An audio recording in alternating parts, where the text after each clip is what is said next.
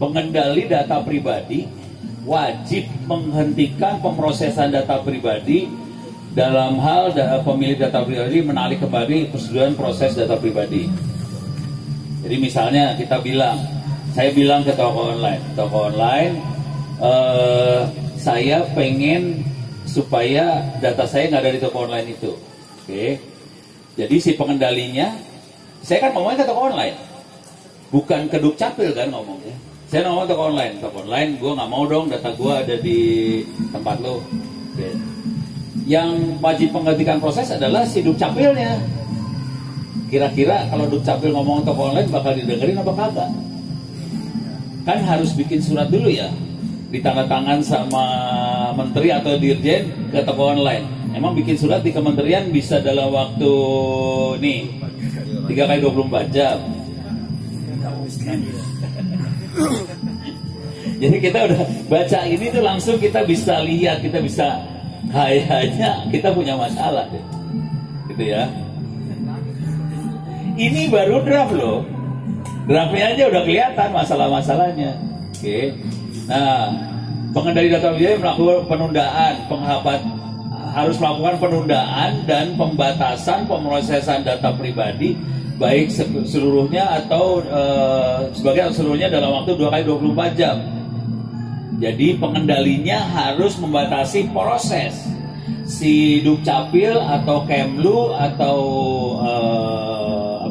polisi harus menutup atau menunda proses yang ada di toko online. Bisa nggak kira-kira? Yang menguasai toko online kan namanya admin ya. Root server. Kira-kira si ini bisa matiin toko online-nya kagak? Itu dia. Penguasa internet namanya root. Bukan controller, bukan root.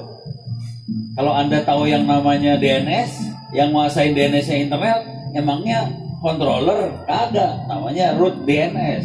Coba kita lihat. Udah pernah lihat yang namanya root DNS? Pakai internet semua kan? Udah tahu yang kontrol internet siapa? Belum lihat? Belum pernah lihat? Gua kasih lihat. Ini gak ada yang bisa matiin loh, hati-hati. Ini saya gedein ya. Oke. Kalau kita gini, dik misalnya www.itts.ac.id. Saya jangan, ini aja, saya kasih tahu dulu, NS. Yang pegang server namanya ITTS siapa? Oke. Dia nanya dulu, nanya kok lama banget sih? Nanya susah ya? Ini nanya susah banget. Hah? Mencurigakan apa yang terjadi sama? Oh. Ini mencurigakan, nggak bisa. Sudosu.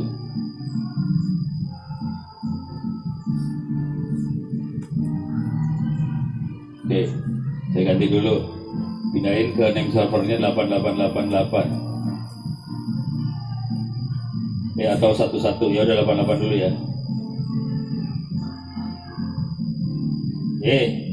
Kok nggak bisa sih?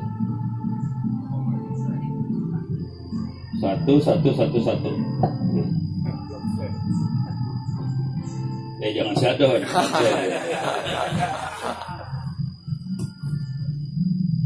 Gak mau jawab, kurang ajar lu. Parah. Kenapa ITTS kacau gini? Coba bentar. Gue pindah cari yang lain ya. Bukan ITTS. Oke. Dik misalnya www.ui.ac.id. Bisa keluar ITTS nggak keluar. Coba jangan www. ITTS.ac.id. Mungkin tadi gara-gara www dia. ITTS mati. Bro, lu apain lu bro? Oh parah dia anak. Ya udah ginilah. Misalnya kita tahu UI.ac.id yang nguasain adalah nomor ini. Ini adalah adminnya buat UI.ac.id. Mesinnya yang ini.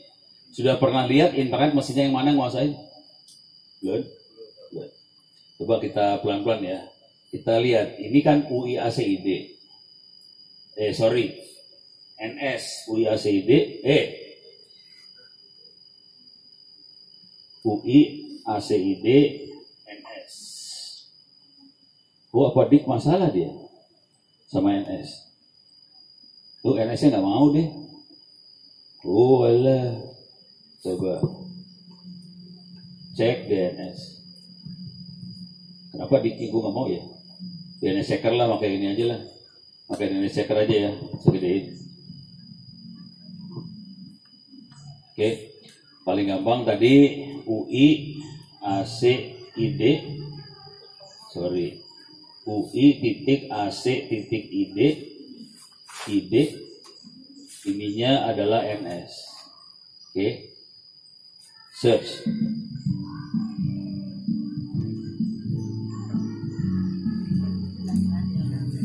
Buset, ini serius nih. Oh ini dia. Saya gedein ya. Jadi UI yang nguasain UI ACD adalah ITB, ada UI CS Gateway sama Ranggalawe UI ACD. Ini mesin-mesin yang pegang UI ACD. Coba gue cek ITTS, gue penasaran kenapa nggak mau yang dari komputer ya. ITTS, oke. Ini kelihatan AD Web Host. Terus ya, coba kita lihat bandingkan ITTS sama Ono ya. Kurang ajar gue. Ini nggak usah. Ono Center ORID. Yang nguasain adalah Ono Center keywords. Oke. Nah, terus kita coba lihat. Tadi ITTS, coba kita lihat ACID yang nguasain siapa?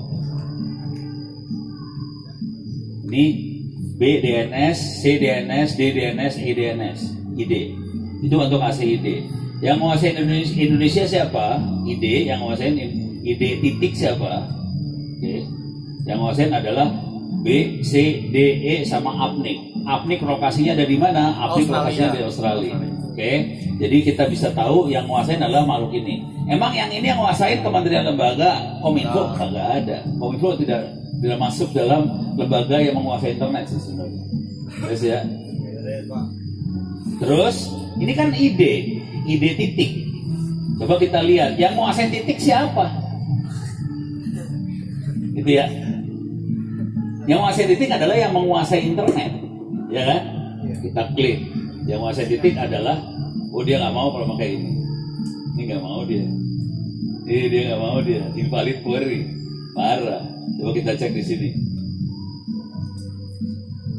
Titik, mau nggak titik? Gak mau. Diblokir DNS, jalan lu. Request DNS nggak dijawab, setan. Jadi ini tadi kalau titik itu saya nanya root servernya internet itu yang mana? Kira-kira kayak gitu ya. Tapi nanti jawabannya kira-kira bukan Kementerian Lembaga. Jadi balik lagi ke urusan makhluk ini sih sebenarnya yang saya pengen kasih lihat sebetulnya kekuasaan itu tidak ada di controller, tidak ada di prosesor. Kekuasaan benernya adalah di admin, di para pasukan jin yang ada di internet itu. Terus ya. Terus kalau kita balik-balik lagi ke sini kita lihat pelanggarannya. Ini pengendali data wajib memastikan perlindungan data pribadi. Oke. Dari pemrosesan data yang tidak sah. Oke. Misal kayak ini tadi, kayak gini tadi. Ini ya. Bisa saya proses kan? Bisa. Saya bisa tahu, saya bisa profiling kan? Ono sukanya apa kan? Sah nggak? Ono melanggar hukum nggak? Ono profiling seperti itu. Bayangkan, saya profiling. Ono sukanya apa? Toko yang sama, dia akan bisa profiling semua customer toko tadi kan? Sah nggak? Nah, bingung loh, mulai pusing kepala lo. Toko yang sama, kita bisa melakukan profiling semua customer di toko tadi.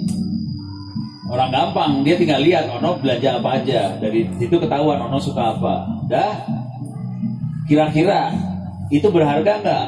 Bisa nggak ini saya jual buat iklan? Bisa. Sah nggak? Abu-abu. Kepala lu urusannya. Itu baru yang kelihatannya semua sah. kemudian dijadiin duit, puyeng kepala nih urusannya. Gitu ya. Belum yang nyuri data. Gimana kalau orang nyuri data jadi duit lebih parah lagi. Ini nggak nyuri data, kita sukarela ngasih tahu si pemroses data kita. Tanpa pemroses perlu minta data ke controller. Controller mana tahu orang suka belanja apa? Controller mah nggak tahu. Controller cuma punya nama, agama, kayak gitu-gituan. Tapi ono belanja apa kan nggak tahu controllernya. Itu semua urusannya dengan si toko online. Itu semua urusannya sama yang punya lapak. Yang punya lapak bisa ngambil data-data itu, dikumpulin semuanya, dia jadi duit. Bisa, jangan khawatir. Melanggar hukum, bingung lu udah jawabnya dulu. Bingung nih. Beres ya? Udah beres ya? Kebayang kan masalah besarnya ini ya? Oke. Terus, ini kalau kita lihat data pribadi urusannya sama ini semua nih. Sama tadi ya, nama ya. Sekarang pertanyaannya bagaimana memastikan bahwa ini ono beneran, gitu ya. Ini urusannya itu ntar.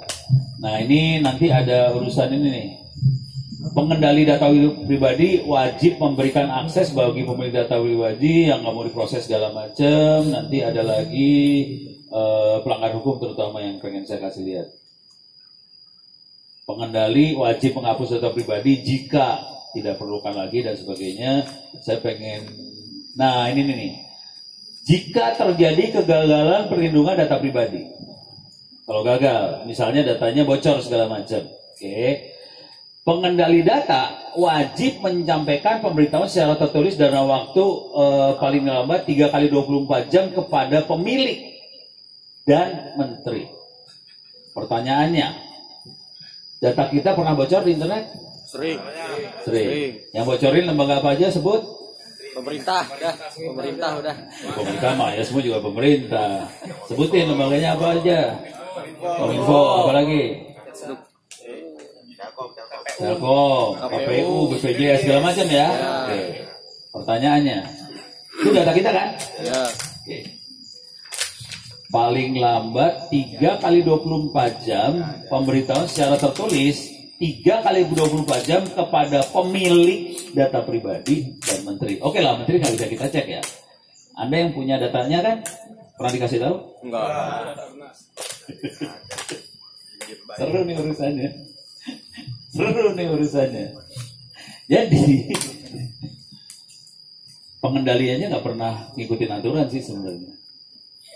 Itu, kebayang ya, seru ya. Konsekuensi dari ini adalah ya udah hukum tertulis tidak jalan, kita harus pakai hukum rimba. Sebenarnya itu sih poin yang pengen saya sampaikan, itu aja. Dari tadi ngomong panjang lebar, lu ngandelin aturan tertulis, aturannya nggak jalan, yang disuruh melindungi data tidak ngikutin sih sebenarnya. Datanya udah jelas bocor, ada di media segala macam. Kerjaan yang paling sederhana yang dikerjakan adalah lapor ke pemilik, nggak pernah dikerjain. Ya udah, oke. Terus dia pemberitaan terus maksud harus mengenai data pribadi yang terungkap, kapan dan bagaimana data tadi dihack, oke. Terus upaya penanganan dan pemulihan terungkapnya data. Ini sebenarnya kategorinya kategori ISO 27001. Jadi kalau sampai data bocor, kita harus melepas informasi apa aja, oke? Data yang terlepas apa, kapan, bagaimana, upaya penanganan gimana, pemulihannya kayak gimana. Nih yang paling terakhir lah, Jorka. Reaksi dari, kan harusnya menteri dapat laporan dong, oke? Dari laporan itu dia bisa bacain dong, oke? Rakyat Indonesia minta maaf, data Anda bocor. Data yang bocor tuh apa aja, dikasih tahu dong. Kapan? Kasih tahu dong, kan ada laporan. Terus, bagaimana data pribadi tadi dihack? Dikasih tahu ya. Terus, apa yang dilakukan untuk penanganan? Terus, pemulihannya gimana? Kira-kira poin-poin ini disebut nggak sama menteri yang ngomong? Tidak. Aman katanya. Aman aja, aman. Jangan nyerang. Jadi sebetulnya sudah dikasih guideline sama undang-undang, lu kalau datanya bocor ngomong apa ya? Gitu kan? Jelas tertulis. Ini harus ditulis.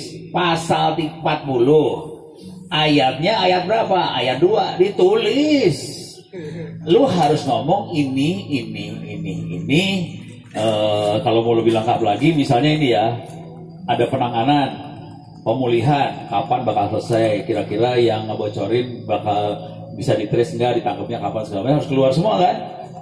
Nah itu harus keluar tuh. Kalau itu dilakukan sebetulnya itu akan meredam sih, akan lebih reda. Yang orang kan, oh oke, ternyata pimpinan gua ini memang menjalankan amanah kan? Ya happy lah kita ya, nggak terlalu nafsu. Kalau ngomongnya beda kan jadi tidak sesuai yang ini kan kita rada gondok ya, kira-kira kayak gitu ya. Oke, kebayang ya. Makanya gue nggak mau jadi pejabat, enak jadi rakyat aja. Nah ini pengendali wajib apa ada. Nah nanti ada lagi ini yang boleh ngejebolin siapa aja data pribadi. Jadi data pribadi itu boleh jebol sih sebenarnya untuk kepentingan pertahanan dan keamanan nasional, boleh. Lu boleh disadap untuk kepentingan pertahanan sama keamanan nasional. Ada proses penegakan hukum, boleh lu disadap. Terus ada kepentingan umum dalam rangka penyelenggaraan negara, kepentingan pengawasan sektor jasa keuangan. Jadi misalnya lu transfer duit ke siapa, berapa besar, tanggal berapa, bisa disadap, itu boleh ya. Jadi makanya yang namanya koruptor tidak pernah transfer duit, bawanya pakai koper, soalnya tidak bisa diawasin. Terus ya, kebayang ya, udah? Ini udah kayak gini ngomong udah makin lama makin kesel. Nah ini udahlah, nanti ada di bawah ada urusan bayar denda berapa segala macam ada. Mana ya bayarnya? Bayarnya tuh, nah ini bayarnya kira-kira kayak gini lah. Jadi setiap orang yang dengan sengaja memperoleh dan mengumpulkan data pribadi yang bukan miliknya dengan masuk mengambil keuntungan sendiri. Ini hati-hati itu tadi, pelapak bisa ngumpulin loh, oke, dengan sengaja atau tanpa sengaja, dan ini 5 tahun denda 60 miliar. Yang jadi masalah adalah bagaimana kita bisa membuktikan bahwa pelapak ini mengumpulkan data. Kan ini semua harus ada barang. Iya. Dangdut terus ya, dangdut terus. Tukang bakso Pak. Tukang bakso lewat. Jadi ini semua harus ada barang bukti ya. Ya, coba gua ngomong ya. Jadi ya udah. Nah, sekarang kita ngomong dulu lah. Sambil nunggu lampu bakal nyala nggak kira-kira? Pakai doa ya. Ganti topik semua. Hah? Ganti topik nyala. Ya, topik nyala. Oke, jadi urusan makhluk ini adalah barang bukti. Gimana caranya? Ini kan aturan gampang ngomongnya. Kita nggak boleh ngumpulin, nggak boleh nanti dikomersialkan segala macam. Kalau ngumpulin komersialkan kena 5 tahun penjara, denda berapa puluh juta tadi, miliar. Oke. Yang jadi masalah di pengadilan bukan itu. Gimana ngasih tahu hakim, ini dia ngumpulin data secara ilegal, nih buktinya. Nah, buktinya kayak apa? Bukti seperti yang dia. Bukti apa yang kita ajuin ke hakim coba? Nah, pusing lu. Bayangkan kalau kita lagi ngumpulin data, pakai apa? Pakai browser, klik kanan, copy, masukin ke dokumen kan?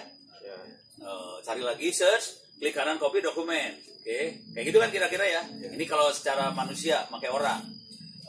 Search, klik kanan, copy, paste di dokumen. Search, select, klik kanan, copy, paste, masuk dokumen. Gitu kan ya. Terus dokumen ini dikasih ke hakim. Hakim percaya nggak? Enggak.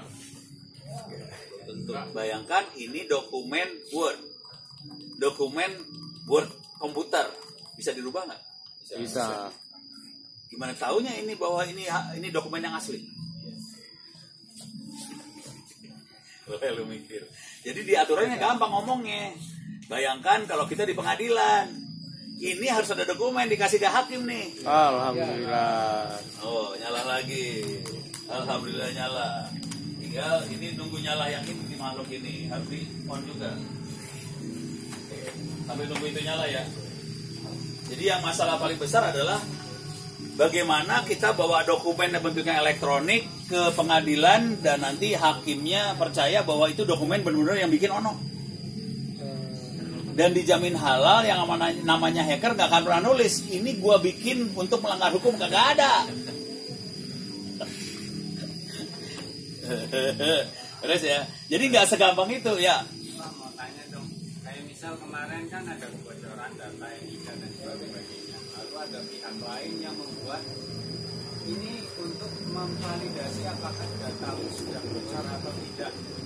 Itu kan berarti pengumpulan data juga ya Pak? Apa? Pengumpulan data pribadi juga. Iya. Ketika dia membuat Dia compare kan ya? Dia compare. Jadi dia punya data referensinya itu ya. harus input data sendiri. Iya. Kan nggak mungkin kita validasi tanpa kita punya data tadi kan? Dia sama-sama melanggar nih. Kecuali dia punya apa ya? Amanat atau apa dari kepolisian bahwa oke, Anda sah buat ngumpulin apa gimana lah ya. Harus baca lagi undang-undangnya ya. Kalau enggak, kan tadi ada tuh Anda boleh ngumpulin untuk kepentingan hukum apa, jadi yang kayak gitu sah. Tapi kan harus ada lembaga yang ngasih apa surat gitu ya, kewenangan. Kalau kita orang yang di sini mungkin bukan orang BSSN. Kalau orang BSSN tetangga iyalah dia mungkin punya surat kayak gituan. Dan saya pernah ngelihat orang Kominfo atau BSSN lupa, dia ngasih lihat, dia buka dompet, Pak Ono, ini dompet saya, dia buka nih, dia ada kayak kalau di Amerika kan detektif kan ada emblem apa gitu ya, ada emblemnya, oh saya ini penyidik, ada emblemnya, sah gitu, oke, hebat.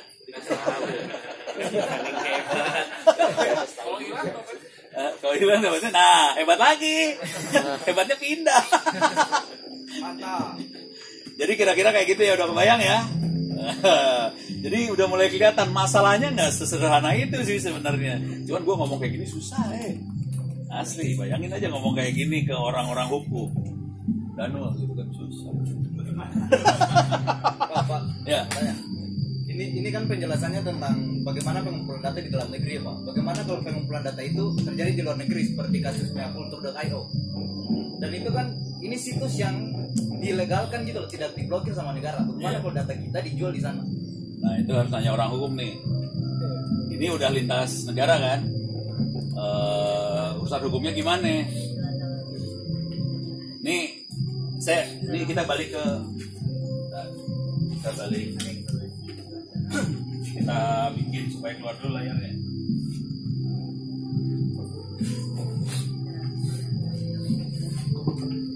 Oke, kita balik lagi ke urusan ini ya. Jadi kalau udah kayak gitu mending nanya ke hukum. Cuman nanti jujur terus terang aja nggak gampang juga sih. Kalau udah lintas negara lebih susah. Kalau misalnya ini kejadian nih 2 minggu yang lalu lah Pak. Jadi kejadian ada orang Indonesia belanja Bitcoin di Hong Kong. Dia lokasinya di Jepang. Belanjanya nggak tanggung-tanggung, 41.000 US dollar. Udah, duit hilang masuk ke dalam Bitcoin tadi, udah gitu website Bitcoinnya hilang atau susah dihubungin. Terus gimana dia mau ngejar tuh website? Ngomong sama ini CS-nya, customer service-nya responsnya lambat banget. Terus mulai ngomong sama polisi juga susah. Lu harus punya barang bukti segala macam. Kayak gini kan barang buktinya apa coba? Terus mulai email ke Ono. Ya, udah susah nih urusannya.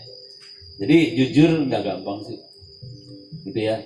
Konsekuensi yang terjadi sama kita, kalau mau ngadalin hukum-hukum tertulis seperti ini, nggak gampang, susah. Coba aja ginilah, nggak usah jauh-jauh kayak gini lah ya. Nggak usah jauh-jauh.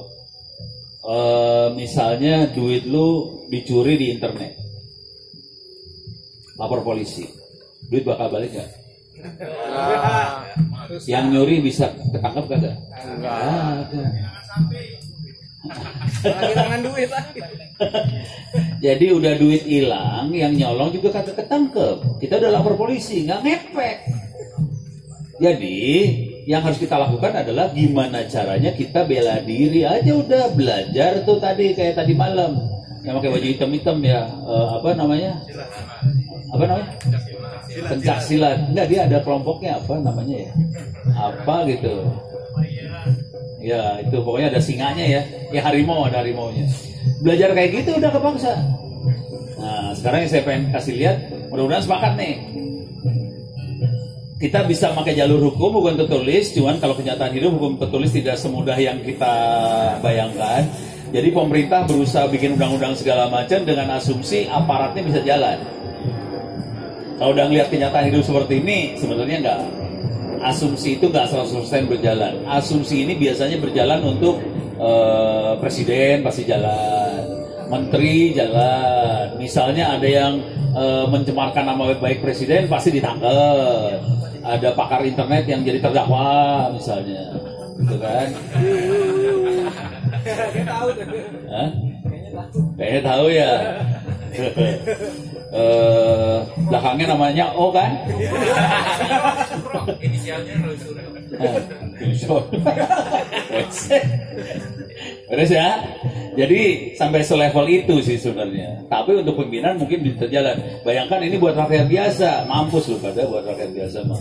Konsekuensi yang terjadi adalah kita harus bisa bela diri. Masalah utama di sini adalah kalau diperhatikan baik-baik urusannya nama segala macam. Nama sama ini nih ya. Kita lihat lagi di sini ya. Nih. Data pribadi yang dikomunikasikan untuk mengidentifikasi seseorang. Ini namanya otentikasi. Ini benar-benar ono atau bukan sebenarnya yang ngirim? Otentikasi utamanya di sini otentikasi ya. Jadi nama, jenis kelamin, warna negara, agama dan sebagainya itu urusannya ini ono benar atau ono bohong sih sebenarnya. Beres ya. Nah, kemarin saya pernah gini nih di Diskominfo Jawa Barat. Oke. Saya bikin surat nih kepada jadi Diskominfo Jawa Barat sosialisasi supaya orang-orang Jawa Barat ngerti yang namanya tanda tangan digital dan sebagainya. Oke, terus saya bikin surat. Oke, kepada yang terhormat Bapak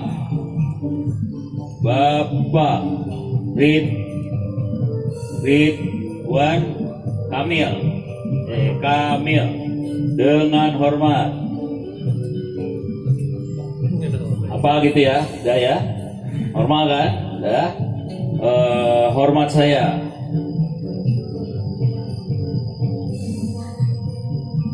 Ono Wipurbo, oke udah, tanda tangan digital dong, oke. Tanda tangan digital, keren bo, insert, image, gue cari tanda tangan gue nih, tanda tangan digital. Mana nih var gue mana var? Sini var PQRSTU var data backup private ono mana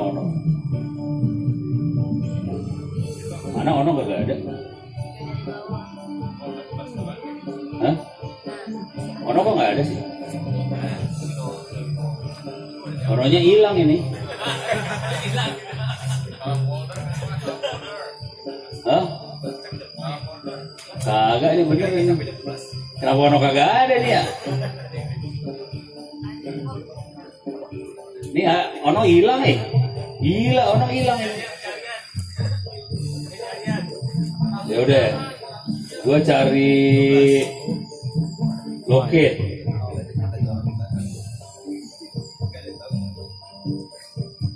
Udah deh tanda tangan yang lain aja lah. Anak gua aja lah. Ya, mana tadi deh? Nih. Ini tanda tangannya buat tanda tangan Ono ya. Ini buat pura-pura aja lah, buat main-main iseng. Image var Ya.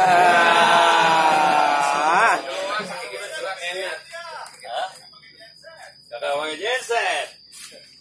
Ya, jadi tadi kayak gitu. Terus apa? PDF-nya PDF-nya tanda tangan gue masukin ke dokumen ya. Sambil webinar nih. Teman-teman, saya bikin surat nih buat Pak RK, Gubernur. Pak RK dengan hormat gini. Tanda tangan Ono, masukin scanan tanda tangannya Ono. Tolong tulis di chatan. Di chat ya. Ini dokumennya sah atau tidak sah? Pada jawab sah. Keren kan? Jadi itu dokumen sah karena ada tanda tangannya Ono dan tanda tangannya dipakai buat surat. Tadi di Wikipedia kita bisa dapat tanda tangannya Jokowi. Kita bisa bikin surat atas nama Jokowi dong. Sah nggak? Sah. Keren, bagus, pintar. Jadi orang berpikir tanda tangan digital, tanda tangan yang di scan, terus kita taruh di surat yang kita buat, suratnya sah. Terus ya, pertanyaan tanda tangan digital yang benar yang mana? Yang itu bukan? Bukan. Tanda tangan digital nggak kayak gitu sih sebenarnya. Jadi tanda tangan digital harus bisa identifikasi suratnya yang mana, orang yang tanda tangan yang mana. Jadi suratnya juga ya. Jadi suratnya yang ini, kalimatnya seperti ini. Kalau di suratnya ada kata-kata, misalnya saya rubah, misalnya saya bikin surat, pabrik atau toko online, saya pesen 100 biji mikrofon dong, atau genset dong, gitu. Pas sampai sebelah sana, suratnya berubah, angkanya. Dari 100 sampai 10. Jadi 10. Tanda tangannya masih sama, Ono. Angkanya berubah. Kira-kira sana bisa tahu nggak nih angka berubah? Angka yang benarnya 100? Nggak bisa. Jadi kalau tanda tangan yang digital yang benar, tanda tangannya akan ngecek. Ini suratnya surat yang asli atau bukan? Gitu ya. Jadi tanda tangan digital itu akan ada 2 cek. Pertama, surat tulisannya yang mana? Terus yang tanda tangan siapa? Jadi nggak sekedar siapa yang tanda tangan, nggak. Suratnya yang mana? Jadi tiap surat, tiap dokumen, tanda tangannya beda. Bayang ya. Jadi tanda tangan digital selalu gitu. Tanda tangannya beda angka untuk setiap dokumen. Hati-hati. Terus, kalau nggak salah bayar ya Pak?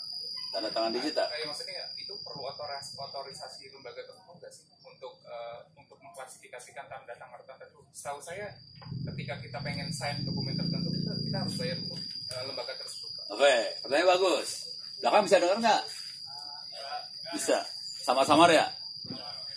Pertanyaannya gini. Untuk bisa tanda tangan digital kayaknya harus bayar ya? Pertanyaan gitu. Bener nggak untuk bisa tanda tangan digital harus bayar? Untuk kita sign bayar. Gitu ya. Jawab singkatnya gini. Teknologi yang dipakai kebanyakan open source, free. Cuman ada lembaga yang bikin layanan untuk tanda tangan digital berbayar. Itu pilihan hidup ya. Kita mau keluar duit atau nggak mau keluar duit. Dua-duanya ada. Listriknya nyala, harus ngomong cepet. Supaya kalau listriknya jepret. Jadi bisa bayar, cuman kalau lu nanya ke gue,